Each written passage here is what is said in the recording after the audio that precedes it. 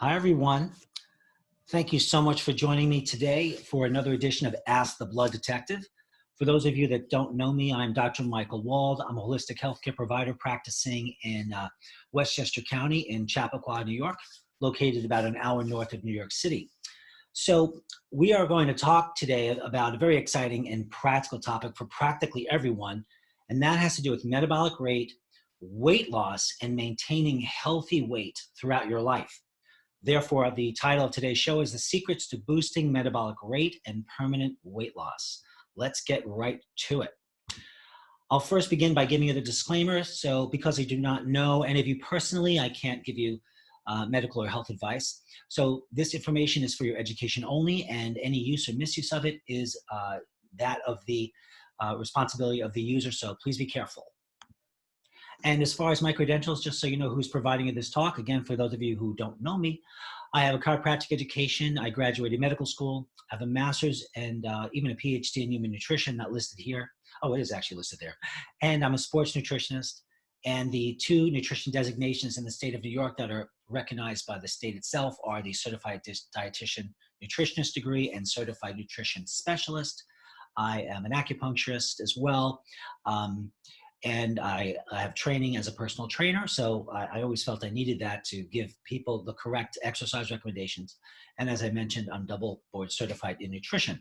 So when you go shopping around for healthcare providers, you always want to know what their background is, because these days people are getting sham credentials, online that may not be worthwhile. And that doesn't mean that there aren't good educational courses online, but we have to be very careful, okay?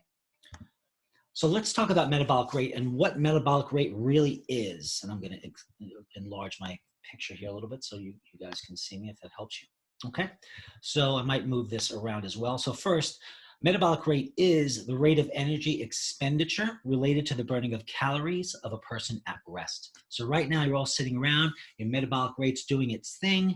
And for those of you with weight concerns, your metabolic rate is too slow, your basal metabolic rate. And that is initials BMR, okay? So your regular body functions, your heart rate and your respiration and your digestion and all the average metabolic functions account for about 60 to 75% of the total amount of energy you burn every day. Now, we all have a different metabolic rate, and we don't even have, each of us doesn't even have the same metabolic rate all the time. But there's an average metabolic rate, okay? And that depends on a number of factors. And some of those factors include what I've written here. Just give me a moment while I just start my recording here. There we go, okay? So we have a different metabolic rate depending on our age. Obviously, as we grow older, generally speaking, a metabolic rate tends to slow. Our overall weight, or more precisely, the percentage of lean mass in our body, is what determines our basal metabolic rate. Fat doesn't burn anything and water doesn't burn anything. It's all about lean mass. Lean mass includes your organs and your muscles. Your height may be a factor in metabolic rate, along with gender. Men tend to have higher metabolic rates than women, but of course there are exceptions. Your basic nutrition, your level of physical activity. Some people genetically have a high metabolic rate, and others can develop a higher metabolic rate with the proper exercise and diet. Now we're going to talk about ways to increase your metabolic rate, okay? First, forgive me for moving this around all over the place. One way to increase your metabolic rate is to increase the amount of muscle mass on the body, what we call lean muscle. The more you have, the higher will be your metabolic rate. And also, we know that high-intensity interval training, or high-intensity training, abbreviated HIIT, H-I-T, allows for many more calories to be burned than exercise that is not high-intensity training. So basically, high-intensity training involves 30 seconds to a minute intervals of some activity like sprinting that gets your heart rate very high. And you would go through these 30 to 1 minute intervals for a full 10 minutes is one way in which you can introduce the HIIT type high intensity exercise. Now, a lot of you can't sprint. So I would talk to each of my individual patients and determine what they can do. Some patients are so obese with health problems that the only thing they could do is sit in a chair and raise their hands in different ways, which increases metabolic rate. But you start with what you have and you get healthier in these other ways, and you can involve more of the body, which will certainly increase the metabolic rate. So exercise obviously is super important to weight loss. The type of exercise may be very different for different people, but one characteristic that should be there for weight loss is we need to have some real effort to increase that heart rate, assuming it is safe to do so, in terms of you not having any heart disease that would have you not be able to do that. And if you do practice the appropriate exercise with the proper diet, you will have a better ability to burn calories when you're sitting around and when you're sleeping. That's actually when you're losing all the weight. Now, to maintain a high basal metabolic rate plan from your diet and exercise and supplements, you must be regular with your efforts. Stopping and starting causes metabolic confusion and can screw up your metabolic rate for years. In fact, I'll talk soon about that. And well, here it is. After years of dieting efforts, your metabolic rate is likely slowed and you'll need time and effort to bring it back up again. So people who throughout their lives have done different sorts of fad diets, they tend to overall reduce their metabolic rate. They blame themselves for failing at the dietary part of things, the weight loss effort, when really they had no chance of succeeding in the long term. You've got to get the high intensity exercise in there. You must get the right diet in there with the right timing for the right person at the right time with the right goals in mind, along with nutritional supplements, which really give you more of a nutritional, a better chance nutritionally of getting that basal metabolic rate high again. And my last bullet here says that poor exercise and food habits as a child are often the cause of slow metabolic rate in adults. So a lot of you that are just, punishing yourselves over feeling that you failed at your efforts, you have been asked to overcome problems that are set in their ways from when you were a child, even from an infant. If you were fed incorrectly, the number of fat cells is established very, very early on in life. And it's thought that once you have those fat cells around, when you do lose weight, you don't lose fat cells. They just get smaller, but they always have the potential of getting larger again. So we want to start off our children, our babies, the correct way as well. So listen, why do you want to lose weight? I know there's all kinds of reasons. I don't want to assume that we're all on the same page with this, but reducing weight reduces inflammation. Being overweight is an inflammatory problem. And with COVID-19, we know that obesity is in the comorbid conditions as a condition that increases one's propensity for getting COVID infection, worse, and having a poorer outcome. So you can't be overweight and be healthy in every other way. A lot of patients have said that to me over the years. They'll say, Dr. Wald, other than my obesity, I'm very healthy. It doesn't work that way. If you're obese, you've got hardening of the arteries and you have all this stuff brewing underneath. And we know if we reduce inflammation, which we can do with the proper weight loss efforts, that means losing fat and water and putting on lean mass. So the lean mass is always there because that's where the metabolic rate lives, in the lean mass. We reduce our risk when we lose weight of heart attacks, diabetes. The number one cause of death in diabetics is heart disease, cancer, arthritis, fatigue, you name it. So lots of good reasons to lose weight.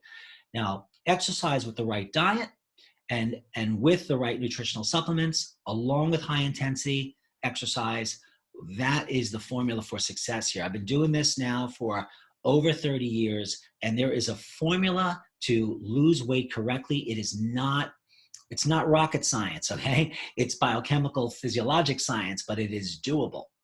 Also, many of us eat emotionally, both positively and negatively. You can have emotional eating that's positive and negative. So where a person feels good about themselves and like, well, I want to have that candy for dessert or that desserty food because everything's going great. Or people eat when they're feeling not so good because it raises their dopamine and they become literally addicted to these poor emotional eating habits.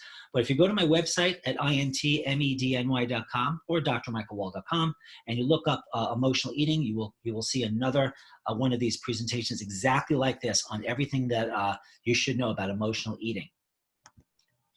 Now let's talk about dietary and lifestyle factors which are important towards weight loss. First, I will say that fad diets do not work. You need a steady and slow, consistent effort. It will take the weight off. It'll give your body the chance to metabolically adjust to these new positive habits. They have to happen slow. That might mean you end up losing 1 or possibly 2 pounds of actual fat every week. Most individuals who lose more than that, generally speaking, will gain all of it back, particularly by 12 to 14 months of effort, studies have shown, plus another 10% of their weight if they go too fast.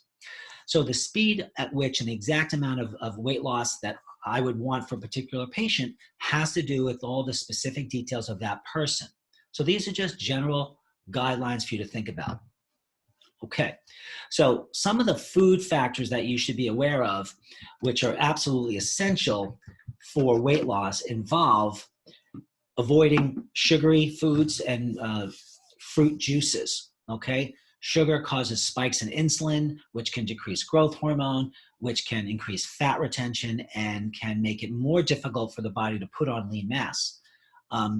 A technique that I like to use, one of many techniques, I've given you several of them here, not all that I use, but these are some of the more promising ones, are a person drinking cold water about 15 minutes before a meal. If you drink cold water about 15 minutes before your meal, the cold will cause your stomach to contract. The nerves that go into the stomach that then go up into the central nervous system to the feeding center and the hypothalamus will say, hey, that stomach is small, so I am more full, and you will eat less. Okay, and if you wait 15 minutes before you eat and you have the water, that will help even more, because a lot of these initial hyper-responsive food cravings, they tend to fade by on average of about 15 minutes. Okay, and let's talk about protein. You want to make sure that you're increasing protein in your diet unless you have a health problem or problems that say you should not, like renal failure, for example. So in terms of the protein, we definitely want to have breakfast. We don't want to skip breakfast, and that breakfast should be high in protein.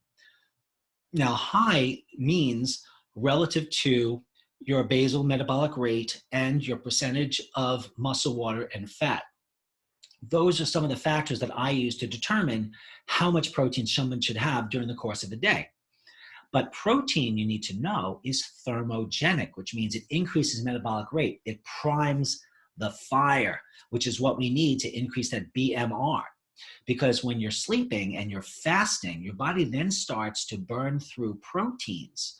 And unless you eat protein, you won't offset that protein loss, and you must have those proteins for you to increase BMR. Okay, and then I've given you some numbers here about the RDA of protein being 0.8 grams per kilogram. And then if you would want to put on some more mass, you're going to have to increase. I could have given you other numbers here, but the numbers are different for men and women. And then there are other factors involved that adjust those numbers even further in terms of the protein needs for a man or woman, depending upon their overall weight. You know, because if you say per 1 pound, but that's not distinguishing your pounds of lean mass, fat, and water. So it's always best to do a bioimpedance test, which is also called a body composition test, to figure out what your percentages of muscle, water, and fat are and your exact metabolic rate is. Because when patients are done with me and they've reached their health goals, they know that their BMR is healthy, and they know their percentage of muscle, water, and fat is healthy. You don't want to lose a bunch of weight and have an unhealthy BMR.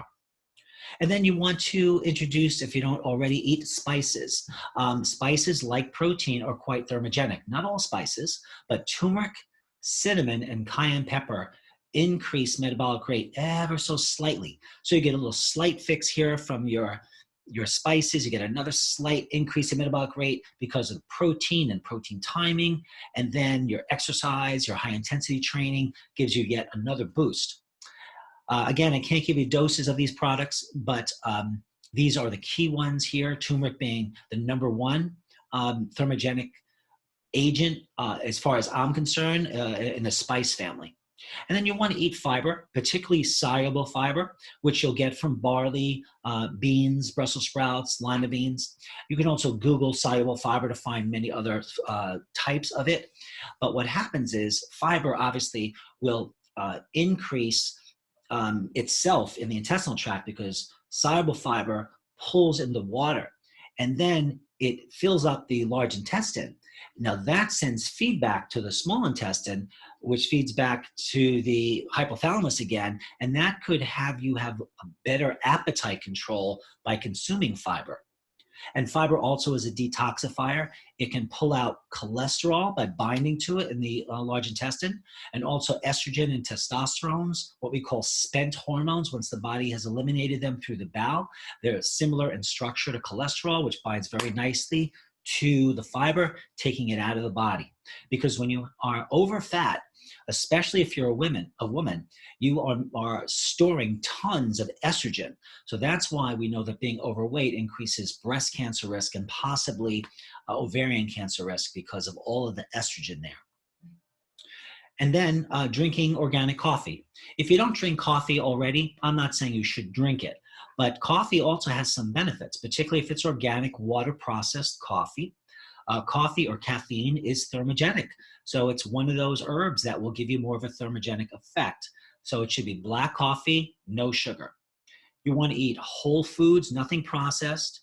And when you eat, you want to eat slowly. You really want to taste and appreciate your foods and really just chew them until they're liquidy. That will give your hypothalamus more time to adjust to foods, so it'll give you the proper signal that you don't need any more food. If you rush the food in before the hypothalamus can say, hey, whoa, whoa, then you're overeating, okay? Now, dietary and lifestyle factors. First, at home, don't buy unhealthy foods. Don't have them in the house. Not even for a special positive emotional eating reward. You don't want to do that. If anything, if you want to reward yourself, then go out and do that. But don't have it in the house. Most regular human beings cannot resist that. Then if you are beginning a weight loss plan and you have someone that you're living with that can help keep you accountable, someone that you're given permission to say, if you're slipping, to say you're slipping, and let's get back on track. And what do we have to do? Okay? That's very important. And you want to reduce your emotional stress. Why? Because we know that emotional stress is harmful in many ways. One is it involves emotional eating almost always. So if you're reducing your stress, you're learning better coping mechanisms beyond eating as a coping mechanism, which would be a negative lifestyle coping mechanism, then you can avoid many, many, many years of heartache, okay? It's not easy to reduce your emotional stress, but it's possible. I will be doing an hour on anxiety and stress and some other mental emotional disorders very soon as part of this 13-hour master's program. So for those of you just joining us, my name is Dr. Michael Wall. We are teaching about weight loss and effective strategies today. This is, I believe it's module 4 of a 13 series master's health and lifestyle program here on PRN. So you can find these seminars on the PRN website and also on my website at drmichaelwall.com under the blog section. And you can call me too at 914-552-1442 for questions, concerns, or to become a patient. And you can email me at info@blooddetective.com. So also when we're talking about weight loss, we need to account for weight gain from medications. Many of the antidepressant medications, for example, and there are many other drugs that can result in weight gain, like lithium, for example, by interfering with thyroid function. There are too many to even mention here. So when I sit down with a patient, I make sure I know thoroughly all their medications, any positive and or negative effects that those medications might have on metabolic rate, and we need to work around those and try to reduce them. And then you may want to get tested for various toxins because toxins are toxic. And then there are fat-soluble toxins. And as that name implies, fat-soluble means that those toxins get stored in fat tissue. So when your body is storing toxins, let's say that this body composition test I did on someone, the white is fat, and all the writing on here are toxins. If you try to reduce your calories and exercise without doing the detoxification part, you will reduce the fat. You'll squeeze this together. You'll reduce the fat, but all the writing, all the toxins still there, so it rebounds after months with more fat. So you want to detox. How do you do that?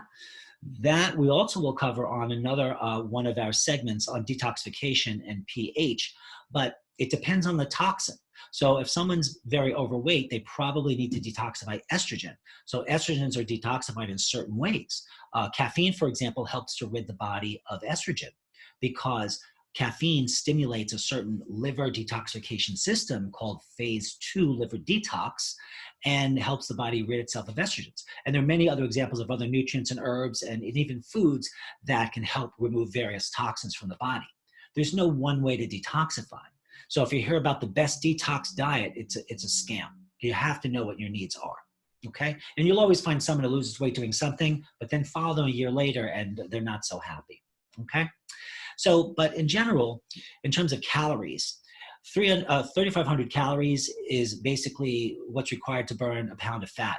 So if you shave 500 calories off your daily caloric intake, you're going to lose a nice bit of fat over the course of time. The next to last bullet here says that to maintain your current weight, if you reduce your intake by about 100 calories a day, you can avoid 1 to 2 extra pounds of weight that tends to occur in adults each year.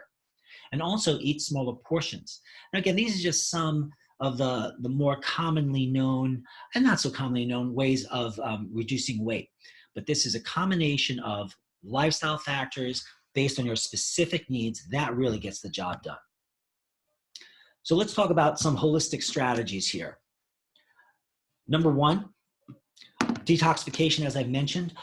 We have, some of us are smoking, and if you are a smoker and you're overweight, you're making this problem a lot more difficult to reverse, not to mention you're cutting years off your lifespan and the quality of your lifespan. And then there's air pollution as well. These pollutants find their way into fatty tissue in the body. The brain is fatty, the breasts are fatty, the prostate's fatty, and the fat is fatty.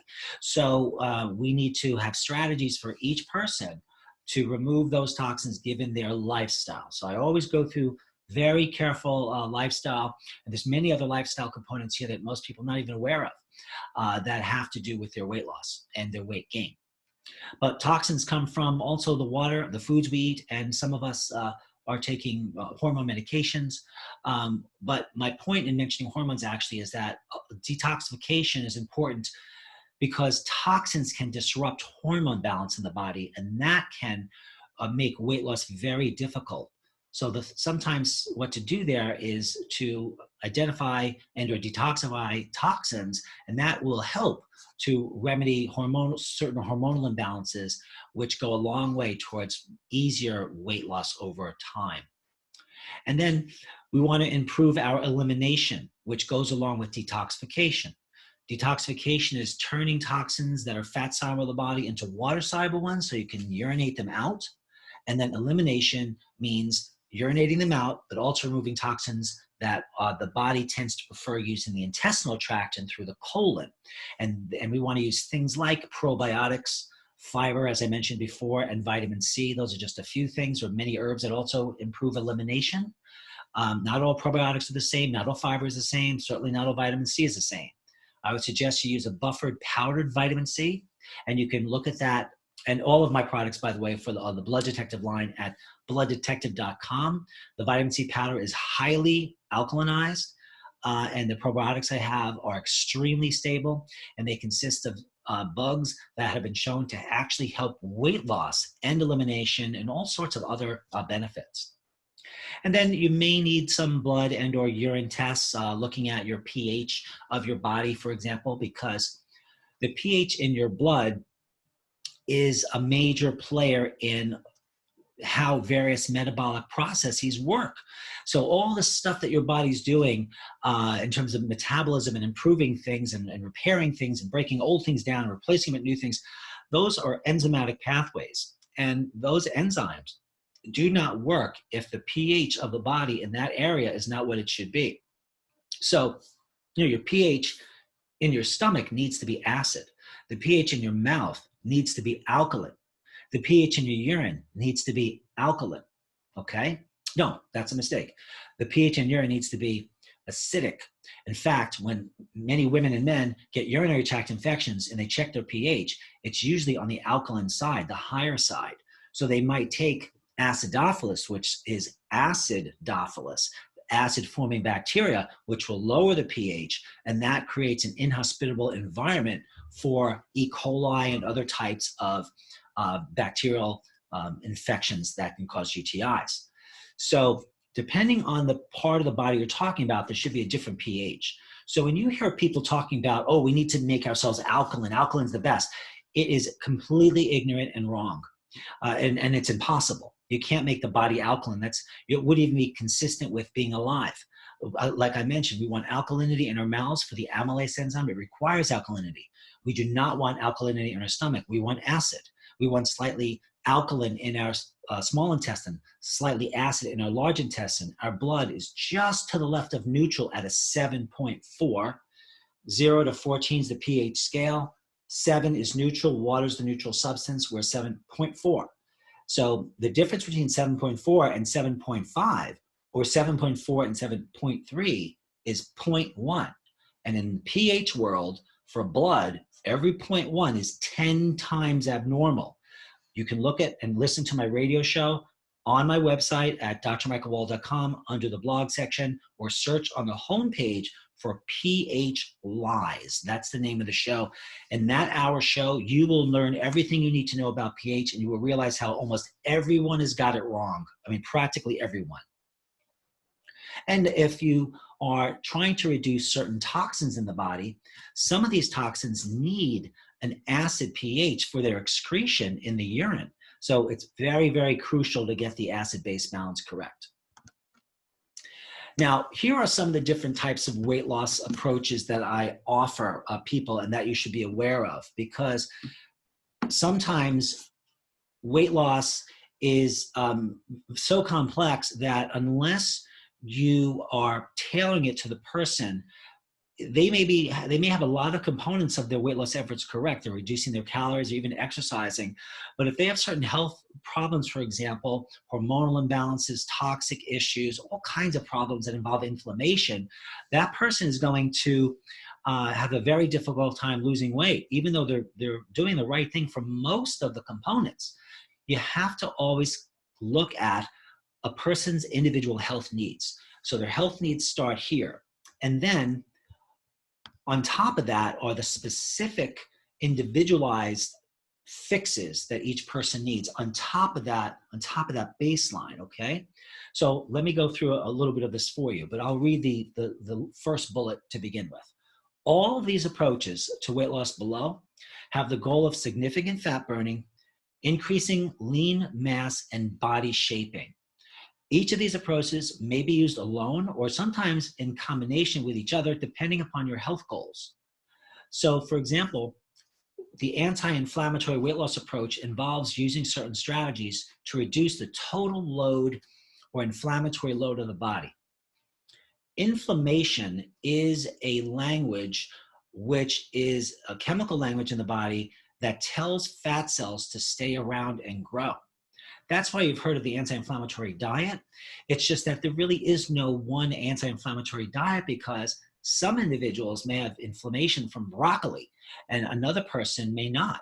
And people can tolerate sugar to a certain extent and it's not inflammatory, but beef is. So I've actually seen these things on individuals and you never would have thought, but it is this way. So it's important to figure out what anti-inflammatory foods are appropriate for you, and there are ways and techniques of doing that. And then that should be exactly what the doctor ordered in terms of a more permanent weight loss approach, paying attention to what triggers inflammation in you, managing those things, then the fat should melt away. If you have a high intensity exercise and you're taking the proper nutritional supplements, you're getting all those components right, reducing your stress, all of it. Then there's a hormone balancing weight loss plan. Now, as you might imagine, as I go through this, even with just talking about inflammation and hormone balancing, when you affect inflammation, you affect hormones. When you change hormones, you affect inflammation. And the same is true for a lot of these other diets. So I might use some combination of factors that I've separated out here just for the purpose of your education, but it wouldn't be unusual at all for me to put someone on, let's say, a gluten-free diet that is composed of foods that do not stress blood sugar balance and detoxifies estrogens because of the woman's weight at the time of the detox and weight loss approach. And let's say she doesn't like certain foods, then we would eliminate those, and I might have to substitute others to make sure that the protein, carb, and a healthy fat balance is correct. So again, these are not mutually exclusive. Each person is, an island of their own, and we need to manage their individual needs. So, and then there's weight loss approaches for chronically ill patients. I had a patient in just a few days ago that said who had cancer, a breast cancer, and it was metastatic breast cancer, and she was more concerned about losing fat until I told her that, people who are overweight when they have cancer and receive chemo have better outcomes because a lot of the toxins are stored in all that fat tissue. But if you were a thinner person, you might have a lot more side effects and may not be able to continue with your weight loss efforts.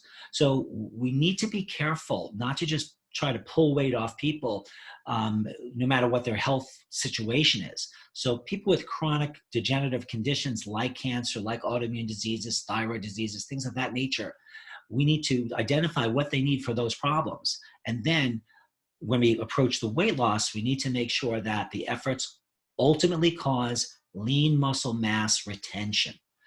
The measurable increase in lean muscle mass retention is one of the best predictors. I've said this before on my shows, on Ask Blood Detective episodes, is one of the best predictors of lifespan and quality of lifespan. So you might live this long, but you want to live longer throughout the non-disability stage of life. And that happens when we practice these sorts of healthy habits. Many of these things I'm talking about are absolutely proven to improve lean mass in most anyone. And then allergy and food intolerances, because many of you out there have food allergies. An allergy by definition means that your immune system is responding to a food or foods in an adverse way by making antibodies or immunoglobulins against them. And this can produce inflammation and weight gain. So it makes sense that if you identify your food allergies and eliminate them, you should lose weight. And that sometimes works. But a lot of times, tests give you false positive for food allergens. So for example, if you have leaky gut, which means your gut is permeable, you might have various food products enter into the digestive tract and cause antibody reactions and all this inflammation and all these positive allergy tests, even though you really don't have a true allergy. When you fix the leaky gut situation, your food allergy test, rather than having 30 things telling you everything you eat is allergic, which is an impossible situation, it'll show you just a couple of things, which is true.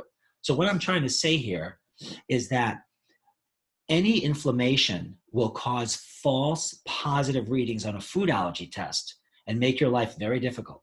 So I never do food allergy tests right off the bat with people. I identify areas of inflammation, I correct those so I can get the proper test results from the food allergy testing if we should decide to do that. But then again, most of the time I don't really need to do the food allergy testing because I really want to know what a person is adversely reacting to that they can tell. So I might eliminate a food for 2 weeks, let's say, from your diet that you eat often. And then when we introduce it back, if you have a food allergy, we're going to know. So we could save money on expensive food allergy tests, which really we don't need and are prone to a lot of false positive tests. And then there's a weight loss, meaning fat loss and gaining muscle mass approach. So if you're the kind of person who wants to burn fat, but at the same time gain muscle more than you have, see these different goals matter, that's going to change the components of everything we're doing in various ways, okay? And then you need to make sure at intervals during your weight loss efforts that your weight loss is coming from fat and water. And the only way that you can do that is through a bioimpedance test. So again, the bioimpedance test involves putting stickers on your, well, the way I do it, putting stickers on your right hand and foot, and then sending an alternating current throughout the body. You won't feel the alternating current, but it's going to go through your muscle, water, and fat at different rates because the density of fat and water and muscle are obviously different. And the computer is going to analyze all of that and tell you exactly the percentage of muscle, water, fat, your metabolic rate.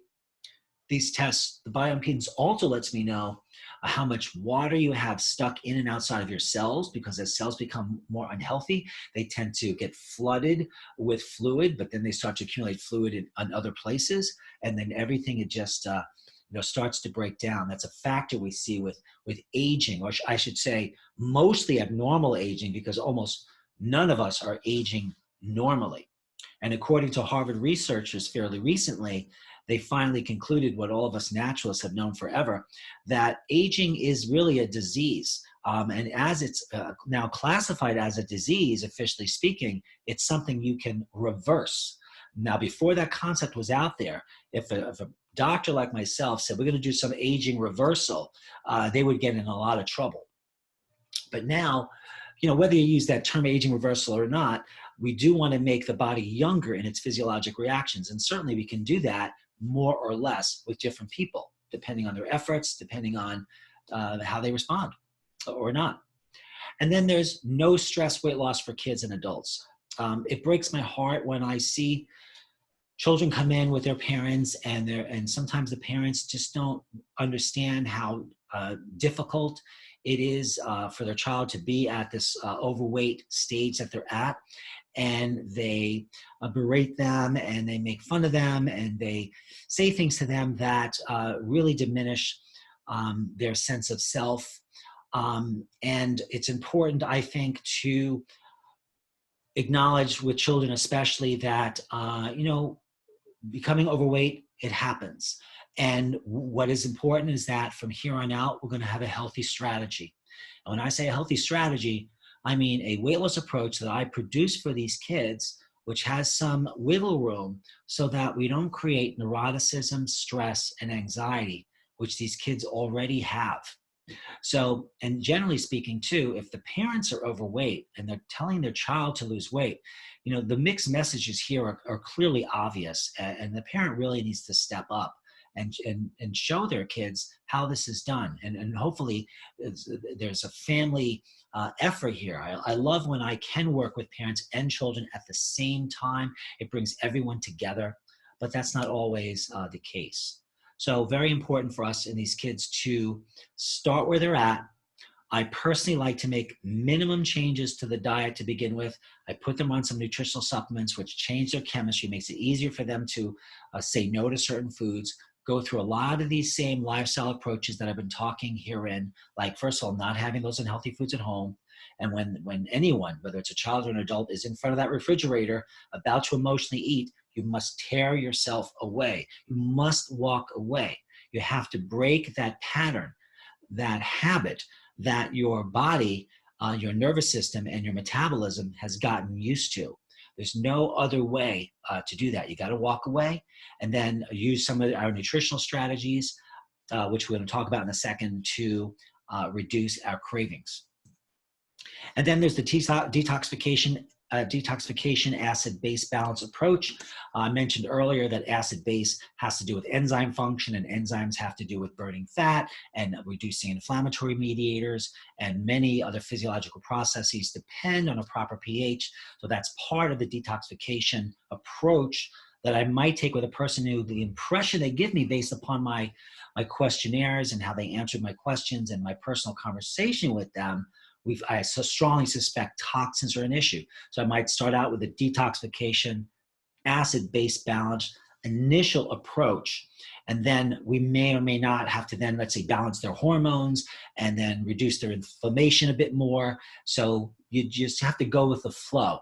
But you want to have some objective tests, and or at least someone who's got years of experience doing this and is flexible and doesn't just have a couple of handouts they pull out of a drawer for you and they give to everybody, because they usually don't offer long-term benefits.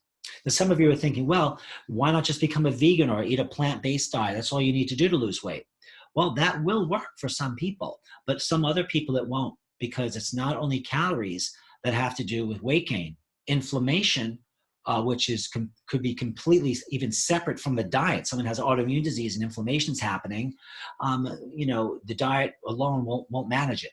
So it's important to look at a healthy diet plan and then the individual needs of the person.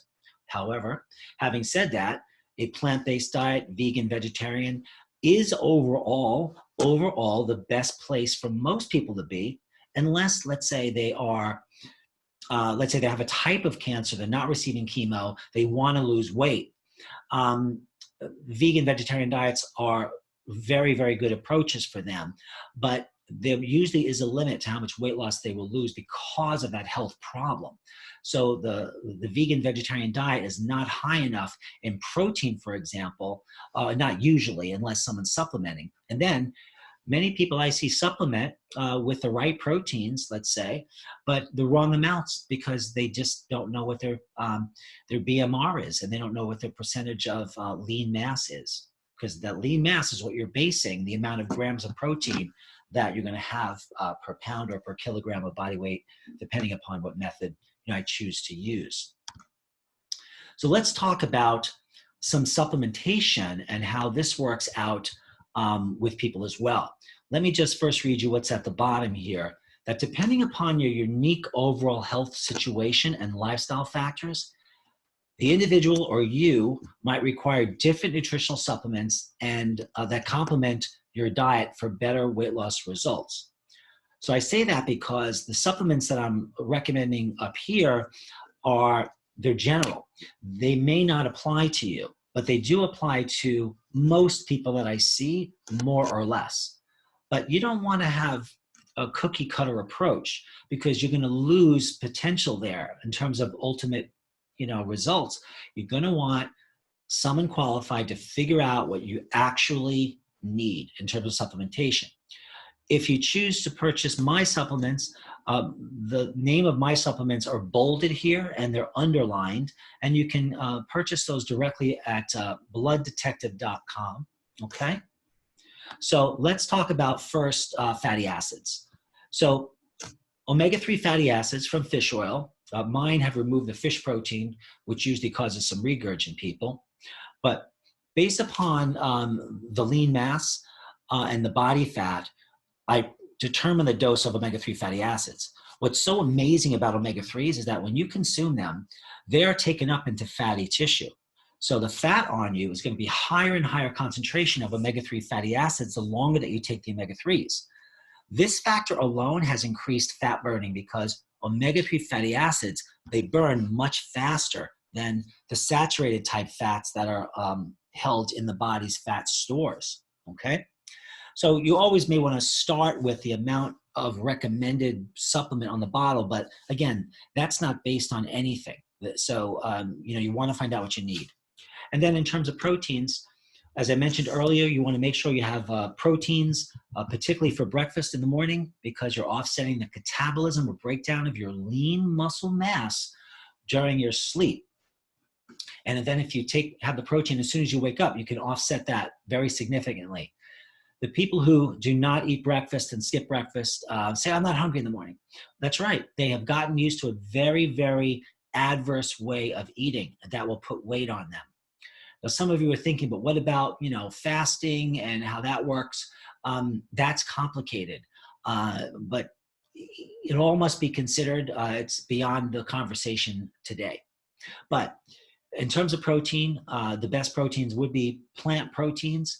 Usually people who are very obese or very significantly overweight will need to have protein supplements, usually in the form of drinks, because that will let us know we can tailor the amount of proteins much more specifically based upon your lean body mass. But very, very important to increase that protein. Protein also will help balance blood sugar, and proteins are needed to build up the immune system, and they provide the basic elements, the amino acids, to make the proteins, which are the muscle tissue and the organ tissues. That's the lean mass. So you got to have the protein.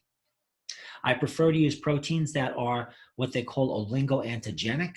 They are not allergy producing, and they're super easy on the gut.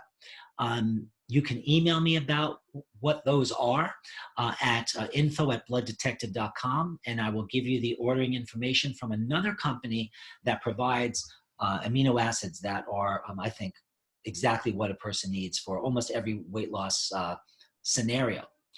And then we want to use ubiquinol or coenzyme Q10. CoQ10 is called ubiquinol, I like to say, because it is ubiquitous. It's in every cell, and it's needed to produce energy in the body. We need those ATP energy molecules to burn fat, and ubiquinol helps with that. So ubiquinol has an effect of potentially increasing metabolic rate. But don't think you're going to take any one of these supplements and get the benefits that I've written here. It's a complex balance of things based on your chemistry, with changing of doses and changing of food recommendations and timing and other factors as you move along and as you have your body composition compared to make sure things are going in the right direction.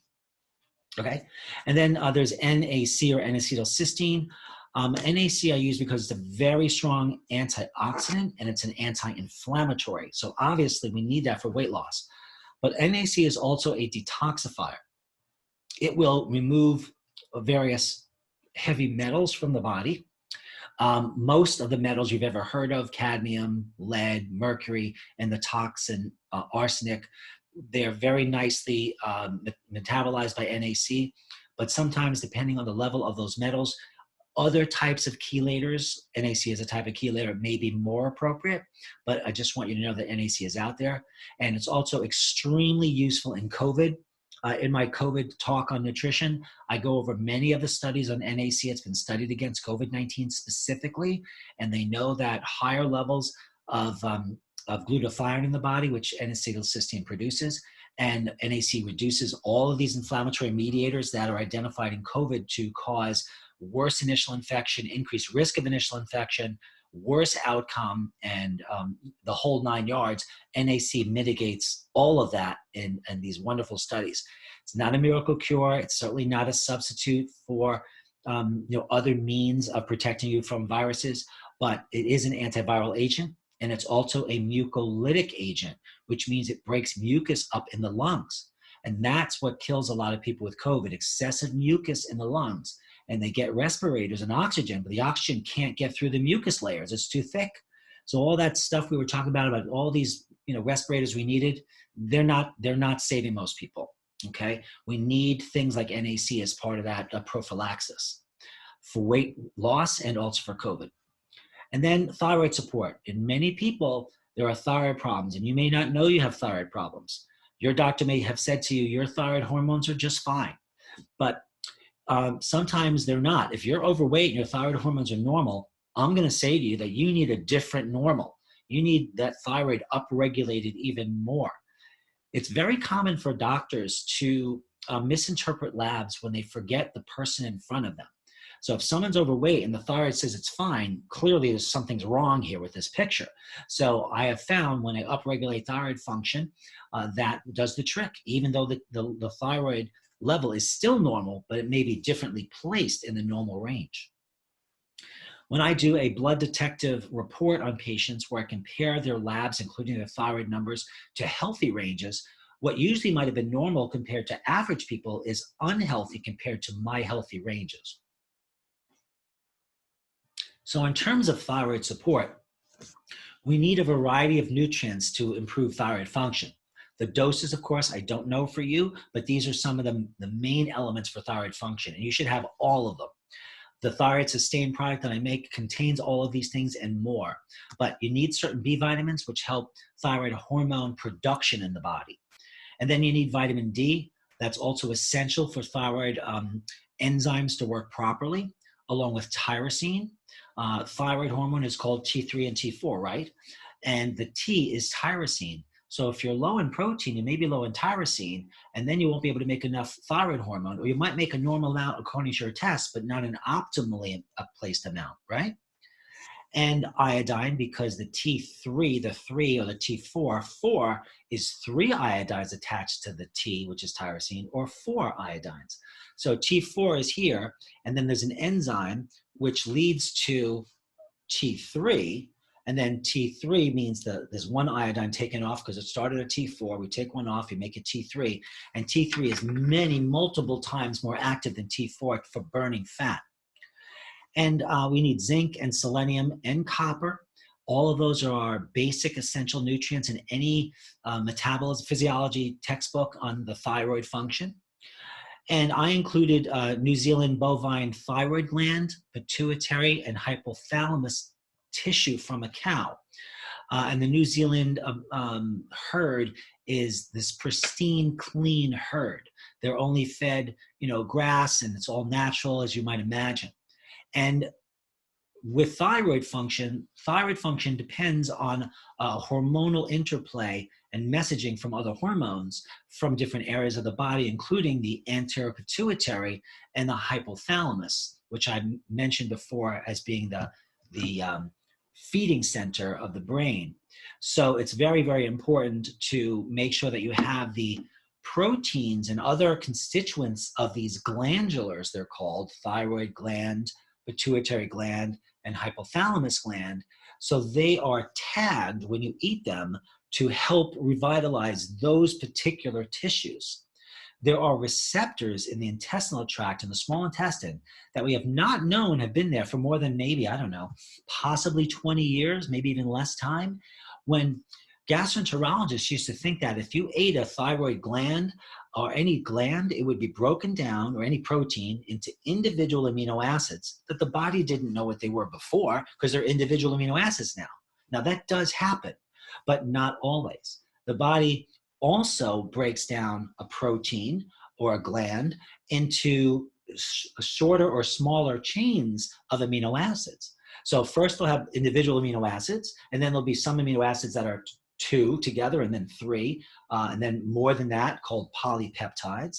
And the longer the chains, they're in a specific sequence that is specific to that being a pituitary gland, or that adding up to a hypothalamus gland, hypothalamus, or a thyroid gland. So we know we can revitalize organs by eating the actual organ, okay? And for those of you who are vegetarians and are just not going to do that, there are other ways we can do things. But these are very old and established ways of making a difference. And then the use of the herb ashwagandha, it's got to be at least 10% content of glycosides, which is an active element in ashwagandha. I have improved someone's abnormal thyroid gland in the past with only ashwagandha sometimes. But now I've got this fantastic combination here, which seems to make a difference for people. And then probiotics. So you may or may not be aware that probiotics are healthy for the gut, of course, but they also help emotional eating because they can affect mood and behavior. When I was at the Museum of Natural History a few years back, they had a whole display and writing on the wall on the left. It was amazing. The very first line about probiotics, they talked about, they didn't even mention intestinal tract. They mentioned anxiety and depression. And then they talked about that, about the gut health aspect as well. So we know that the proper combinations of probiotics can improve mood. If you're feeling better, you have less of a chance of negatively emotionally eating, and simply, you'll just be more effective in what you do when you're happy. But also probiotics are anti-inflammatory, and they also help to clean up leaky gut, reducing food allergies and other inflammatory and food intolerances. Cholesterol is also lowered with probiotics. There's so many benefits of probiotics, and we know they should be part of a well-established nutrient protocol, okay? You want at least 11 billion highly reactive log phase bugs. Log phase means when you go to get probiotics and you purchase them, let's say you get the little baby ones down here, and then they grow, and they get to this log phase, they call it in microbiology, where they're super active. So I nitrogen freeze them here, and then I use those in supplements. But the same acidophilus, which is just called log phase here, or it's the same acidophilus, little baby acidophilus here, doesn't work as well. The log is the better one. And then as it starts to die, some companies actually buy these probiotics, but you would know the difference reading the label. And if you think yogurt's going to do it for you, yogurt has maybe a couple of hundred bugs. That's nothing. You can, even millions of bugs are not particularly therapeutic. It must be billions, okay? You need more of these healthy bugs in your intestinal tract that we know there are known galaxies in the universe without exaggeration. And now turmeric. Turmeric is a really big player in weight loss in context with everything else that I've mentioned here. And you'll want to get a certain type of a turmeric. You want to make sure that it has black pepper fruit, and the black pepper fruit must be at least 20 milligrams, okay? That's what I use in my turmeric supreme, because that's consistent with the type of turmeric for hyperabsorbability. Turmeric is of a particular structure, and when you eat it without black pepper fruit being combined with it, 95% of what you eat will be urinated out. You'll only get 5% of that dose. But if you combine it with 20 milligrams of black pepper fruit, along with 20% curcuminoids, you will reverse that ratio and absorb about 95% and only excrete 5%. The anti-inflammatory effects of turmeric are tremendous. And when I say anti-inflammation, there are many, many, many different types of inflammatory molecules, and turmeric deals with many of them across the board, and almost all of them that have been identified as well with COVID-19. I mentioned that during the COVID-19 nutritional shows that you can find on my website at drmichaelwald.com. And questions about these supplements too, when you go to blooddetective.com, there's also a full description of these supplements, including medical references for you to look at. And if you don't see what you need, just again, send me an email at info@blooddetective.com. And then one of my favorite supplements also to use in most of my weight loss patients is white kidney beans. So white kidney beans are very good for blocking starch absorption. So anything that helps you block starch will help to balance your blood sugar, which is always favorable to reducing fatty accumulation in the body, okay? So the dosing, again, as far as the starch blocker, that's the name of the product that I make with the white kidney bean, should be based on basal metabolic rate and the percentage of muscle, water, and fat. And if you choose not to do that test, you follow the instructions on the side of the bottles here, and you see how that works for you for a couple of weeks. And if weight loss is not starting to happen along with the proper diet, then you know your dosing is off, okay? So the last thing I would like to say is that as a courtesy to all of you for listening to me today, and I appreciate, first of all, that you wanted this master's program. So this, again, is a 13-series course of essential topics that you must know if you truly want to be thoroughly educated about health and wellness, so you can make the proper choices and you can distinguish between what is nonsense and what is not out there. And that takes work. And that's what this course is meant to do. Some of these presentations are the exact presentations that I give to licensed physicians and doctors and healthcare providers of different types. So I'm not holding anything back with you here. And the good news is you can go back and watch this again if you want to, or you can just listen to it as well. But I'm offering each of you a free 15-minute consultation with me by phone to discuss your health concerns. And if I'm the right practitioner for you, then we'll know. And if not, then I will refer you to who might be better for you.